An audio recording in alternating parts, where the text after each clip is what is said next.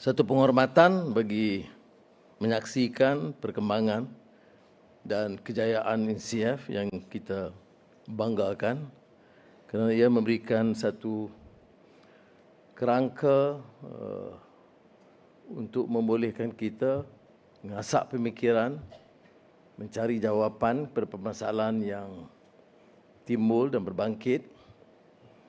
Kerana sementara kita rasa selesa dengan beberapa kejayaan dalam menjalankan kegiatan bank dan kewangan Islam, tetapi muncul persoalan-persoalan baru yang mengasak dan menggesa kita supaya berfikir semula tentang seluruh pendekatan. Ini telah saya sampaikan dan saya fikir rakan-rakan di INSIAF dan Bank Negara sedia maklum kerana pengasasnya sendiri, sahabat kita, Rohum Nazatullah Siddiqi, bersama Umar Chapra, Umar Zubair dan beberapa lain tokoh-tokoh pengasas dan penggagas perubahan dalam sistem perbankan Islam ini, mula mempersoal bagaimana kita agak perlahan dalam langkah kita membawa perubahan. Benar, ada kebijaksanaan, ada makna kita memberikan asas awalan, tetapi sudah sampai masa di mana beberapa premis asas dalam kewangan Islam dan perbankan Islam itu dinilai semula. Ia tidak hanya terikat pada bebaskan dari riba, tetapi terlepas daripada kerangka maqasid syariah, matlamat syariah itu yang menyentuh soal kemampanan, keadilan, kebenaran. Ini yang sekarang ini dibicarakan. Jadi saya anggap suatu kemajuan dan must express my profound appreciation Prof. Azmi and the team at INSIAF for this initiative to set up iRise. I've listened with interest to Azmi's remarks on the research pillars. We may have the rare privilege, to then submit that one core pillar is certainly missing. You assume that we have the resources. You assume that Islamic finance and economic can function without proper governance, without macroeconomic policies that can promote growth and development. And this, to my mind, as I have argued decades ago with Najatullah Siddiqi, a fundamental flaw in many of our research works. Yes, we need to confine ourselves and separate disciplines and specialized subjects. But look at our countries, look at the Muslim countries. The central core is, of course, the issue of governance. How do you then manage an economic system that is able to propel economic growth and progress? That is why in the core pillar of Madani, we start with sustainability. There must be clarity in policies. And in governance means avoid the leakages, avoid endemic corruption. Because our countries are not poor. Almost without exception, Muslim countries are not poor. But the poverty because of the tendency to either condone and use power and privilege to squander wealth. So I think we have to address, not necessarily a political study, but to see what it takes to start with the correct premise. The governance is essential. The governance that support an alternative agenda. Of course, we have to go with the conventional system, but remain committed to support alternative study, research, and allow Islamic economics and Islamic instruments to be practiced and to be supported and expanded. So do not ignore this importance of what proper and good governance entails. Through good governance, with clear, before policy, instruments, institutions to protect the system from excesses. Then, clarity of policies. You can talk about inclusivity. They come next. So I'm not disputing the pillar, Professor, you don't. I'm not an academic. Fortunately, I'm not. I tried. I didn't quite succeed. It's fine with the pillar, but I think overarching compass that we talk about is finally governance and clarity of policies. What it takes to ensure that countries grow, have that capacity to attract domestic investments, and of course foreign direct investments, particularly in Malaysia as a trading nation, open up new markets. You can talk about halal industry at infinitum, but what is halal industry if you not engage and expand the markets and the horizons? New markets, new possibilities. You can talk about the potential of halal, $1 trillion, $3 trillion. What does it mean if you're not able to penetrate new markets? It's precisely the reason why I see that macroeconomic policies, clarity of policies is essential. And pillar that has been largely ignored, partly because of the political sensitivity. You think that probably governments would not tolerate and probably not support the enterprise. But I can assure you, we have promised 20 million, we have only paid 10 million. He didn't say it, he was polite enough. But I see all treasury are like that. They approve and then they take 6 months to approve the second tranche. Not as bad as Bank Negara, of course. Don't worry, we'll get it done. The Professor asked me. The first thing, I came in, a typical scholar, committed to his program, and with just passion. He didn't ask me, Anwar, have you had your lunch? Why are you look so much in a hurry? About your health? Tak ada. We have just only received 10 million. We are waiting with that.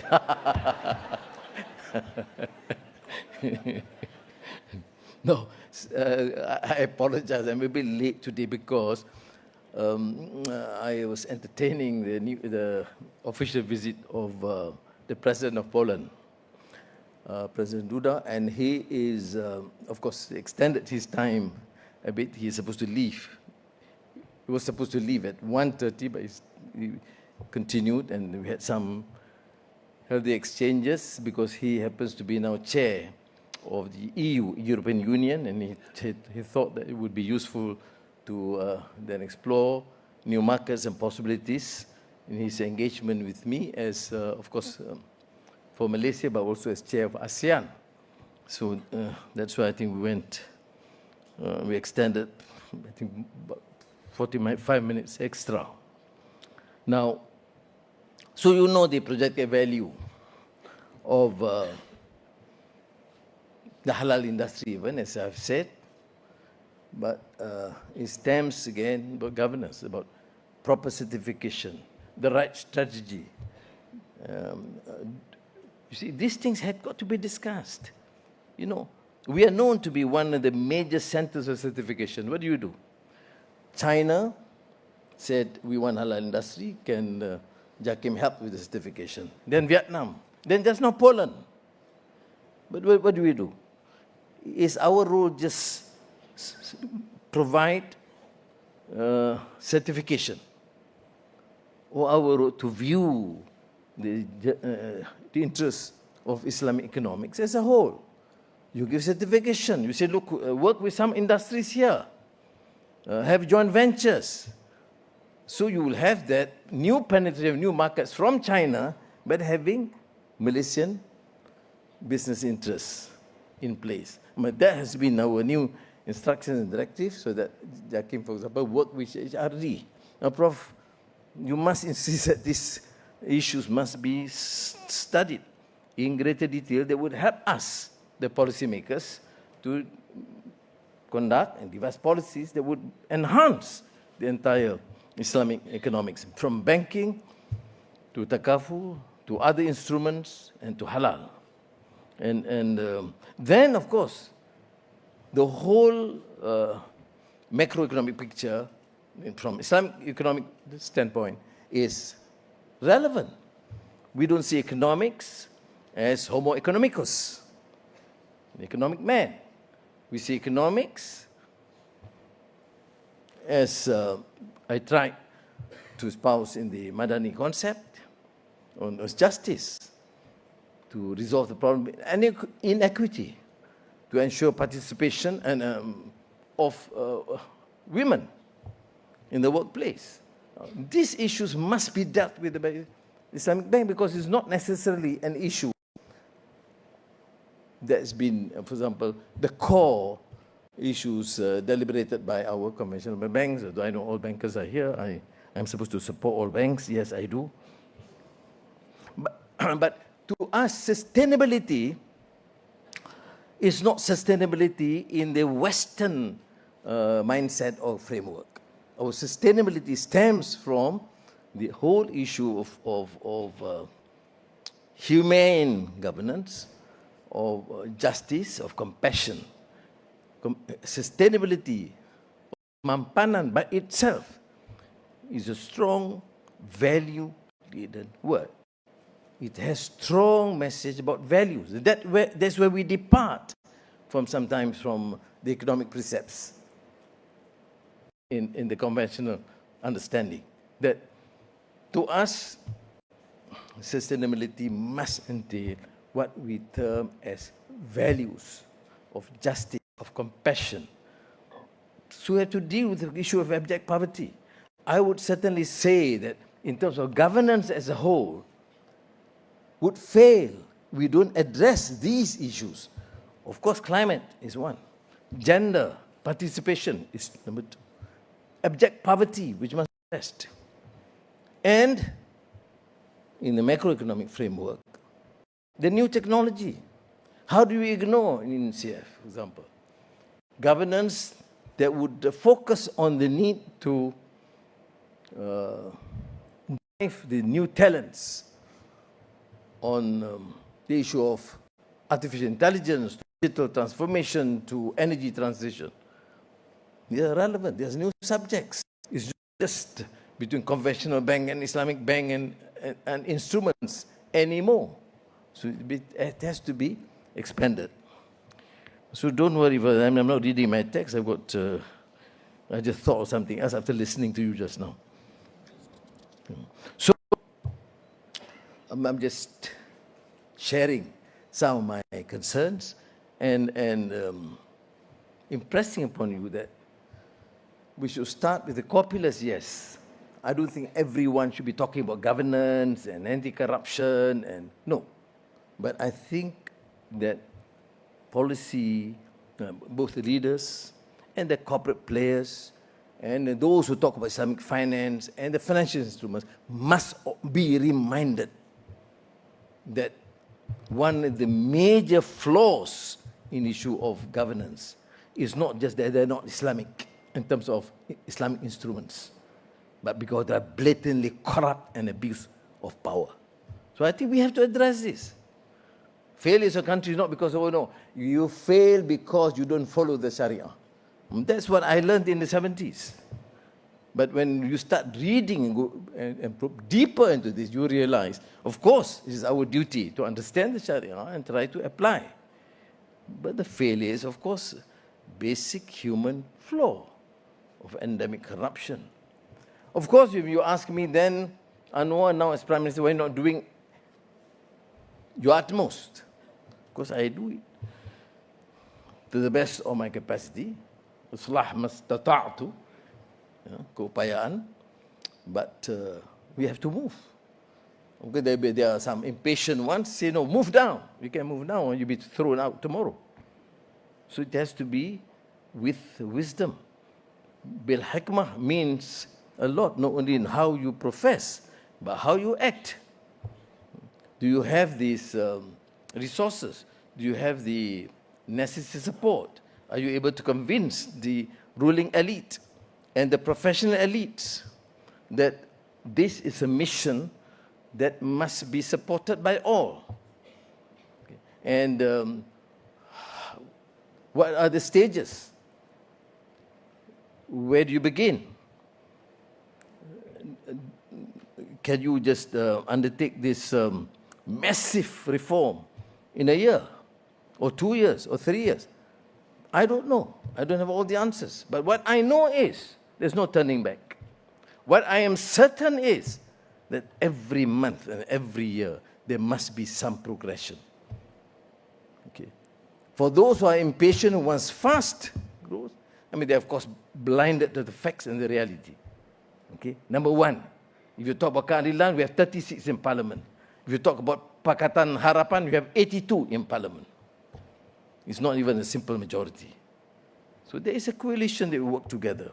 And we are fortunate because UMNO, Barisan Nasional, has now turned to be one of the core pillars committed to this reform and support. But you can't take things for granted because the process of negotiations, discussions, engagement is important. Why do I stress this point? Because it is relevant in what we say. If we do not get that consensus between the key parties, including, of course, JPS and GRS, then how do you embark and support this sort of alternative programs like the in CF and now IRISE, and of course the alternative Islamic banks? I don't know whether they seem to be relevant. Like, if it's not relevant, it doesn't matter. But I just want to provoke this to get the scholars and intellectuals and professionals to seriously think about the pillars, which cannot ignore the importance, of course, of to address the issue in inequity, of abject poverty, of gender equality. You see? Malaysia is quite fortunate, but at least you have some recognition. But this is not the case. This is not the norm in Muslim countries.